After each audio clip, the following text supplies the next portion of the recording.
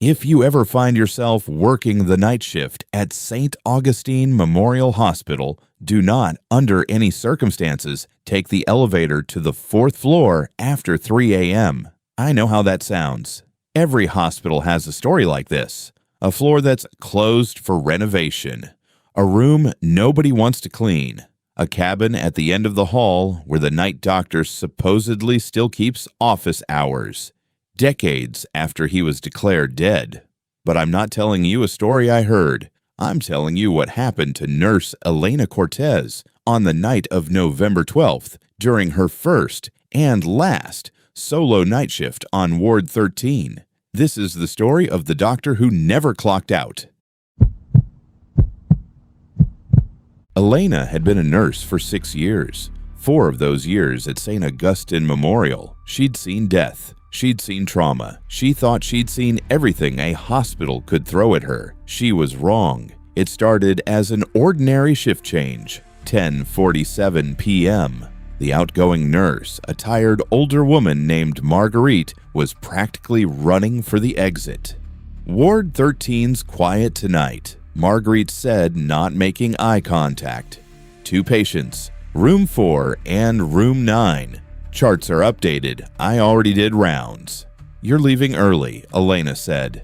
Contractual shift ends at 11. Marguerite's badge was already swiped. One more thing. What? If the phone in the nurse's station rings after midnight and the caller ID says Dr. Ashworth, don't answer it. Elena laughed. Why not? Marguerite didn't laugh back. Because Dr. Ashworth died in 1994. In this ward, room 9. And then she was gone, leaving Elena alone with the hum of fluorescent lights and the soft, steady beeping of 2 patients she'd never met.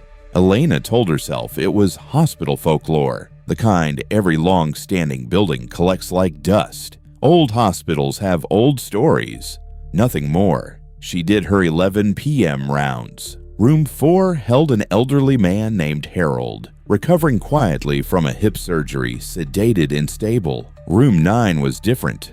Room 9's patient chart read strangely. No name, just a patient number 1994-09. Admitted status indefinite. Attending physician blank. Inside, the room was dim, lit only by a single overhead bulb that flickered every few seconds. The patient, a woman, elderly, breathing shallow, didn't stir when Elena checked her vitals. Pulse, weak but present. Blood pressure, abnormally low but stable. Temperature, 94 degrees. Below normal. Not dangerously low, but wrong. Off. Elena made a note to flag it for the attending. She left the room, and as the door swung shut behind her, she caught something in her peripheral vision, a shape standing at the far end of the hallway, near a door marked Staff Only. Dr. Ashworth. When she turned to look directly, the hallway was empty. She told herself it was exhaustion.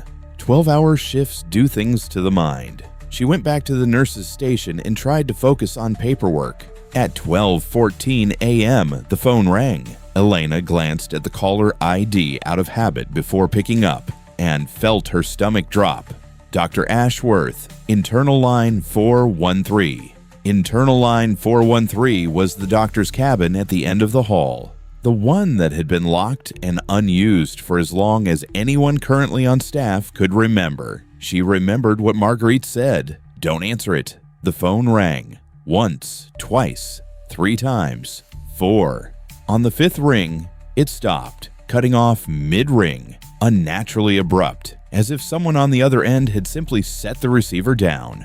Elena sat frozen, staring at the phone. Then, against every instinct telling her not to, she picked up the receiver and pressed it to her ear. Silence. Then faint, so faint she wasn't sure she hadn't imagined it, a voice. Patient 1994-09 requires immediate attention. The line went dead. Elena set the phone down slowly. Her hands were shaking. She told herself it was a crossed wire, an old internal system malfunctioning. Nothing more. She was a professional. She had 2 patients to look after. She would not let old ghost stories dictate her behavior. So she got up and she walked toward room 9. The temperature in the hallway seemed to drop the closer she got to room 9's door. Not dramatically, just enough that she noticed her own breath. She pushed the door open. The patient 1994-09, was sitting upright in bed. Elena's medical training screamed at her that this shouldn't be possible. The woman had been unresponsive an hour ago. Sedated, vitals weak. Now she sat perfectly straight, eyes open, staring directly at the door as if she'd been expecting Elena the entire time. "Ma'am, you shouldn't be sitting up," Elena said, forcing steadiness into her voice. "Let me check your vitals." The woman spoke, her voice dry and cracked, like paper tearing. "He's still doing rounds." "Who is?" "The doctor. He never left. He just keeps working, keeps checking on us. He doesn't know he's not supposed to be here anymore." Elena's pulse pounded in her ears. "Ma'am, I need you to lie back down." "You have to sign him out," the woman said, gripping Elena's wrist with startling strength. "Someone has to sign him out. The chart was never closed. He's still on shift. He'll never stop until someone closes it." And then, as quickly as she'd woken, the woman's eyes rolled back and she collapsed against her pillow. Unconscious again. Vitals. Elena checked with trembling hands. Completely unchanged from before.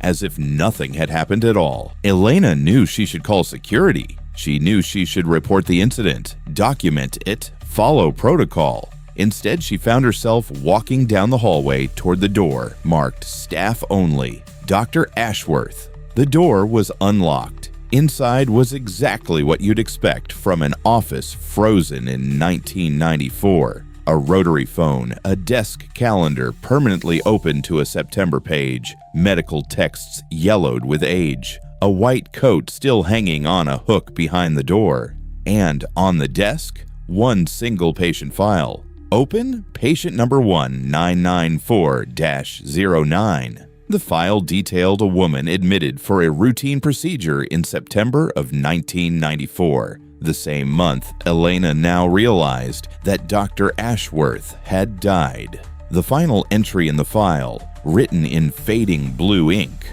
was unfinished. A sentence that simply stopped mid-word, as if the writer had been interrupted and never returned to complete it. Elena's phone buzzed. A text from the hospital's internal system. An automated maintenance alert. Internal line 413. Connected. Call duration 6 minutes 12 seconds. But the call had ended in seconds. She was certain of that. Unless something or someone had continued the call after she'd hung up. Behind her, the office door creaked shut on its own. Elena spun around. The room was empty. But the white coat that had been hanging on the hook was gone. A cold, creeping certainty settled over her. Dr. Ashworth wasn't a story. He was still here, still making his rounds, still checking on the one patient whose file was never properly closed, decades after his own death should have ended his shift permanently. And now she understood what patient 1994-09 had meant. Someone needed to sign him out. Formally. Officially. Someone needed to close the chart that had been left open for 30 years. Elena ran back to the nurse's station, pulled up the hospital's archival record system, and searched. Ashworth, attending physician, 1994. The record loaded. Status, active, never discharged. His employment file had genuinely never been closed. An administrative oversight, decades old, buried in a system nobody had thought to check. Somehow, impossibly, that clerical error had kept something of him tethered to Ward 13 ever since. With shaking hands, Elena filled in the discharge field. Reason for closure, deceased, 1994. Status change, active to closed. She hit submit. The lights in the entire ward flickered violently, then steadied. Down the hallway, she heard a door close. Gently, finally. like the quiet closing of a book after the last page. When the day shift arrived at 7 a.m., they found Elena sitting calmly at the nurse's station, finishing her charting as if nothing unusual had happened. Room 9's patient 1994-09, had passed away peacefully sometime in the night. Natural causes, the attending physician later confirmed. She'd apparently been terminally ill for years, kept in long-term care under circumstances the hospital's current administration couldn't quite explain, given how outdated her admission paperwork was. Elena never spoke about that night to anyone at the hospital. She finished her shift, clocked out, and drove home in silence. But she went back the following week. Curiosity, or maybe something like obligation, pulled her toward Ward 13 one more time. The door marked staff only. Dr. Ashworth was gone. Not locked. Not renovated over. Gone. As if it had never existed. In its place, a blank wall, freshly painted, matching the rest of the corridor perfectly. When she asked a maintenance worker about it, he looked at her strangely. "There's never been a door there," he said. "Not in the 20 years I've worked here. Here's the detail that keeps me up at night, and the reason I wanted to tell you Elena's story specifically." Months later, doing some digging of my own into St. Augustine Memorial's records, I found something Elena never knew. Dr. Ashworth didn't die of natural causes in 1994. He died in room 9 on a night shift, alone. After staying late to care for a patient, he refused to let the hospital discharge to a facility he didn't trust. The same patient who, 30 years later, would still be lying in that same bed, waiting for someone to finally close the file he never got the chance to finish. Some doctors take an oath and forget it the moment they clock out. Dr. Ashworth never clocked out at all. If you ever work a night shift, and the phone rings, and the caller ID shows a name you don't recognize from a line that shouldn't exist, let it ring. Some charts are better left open than closed by the wrong hands.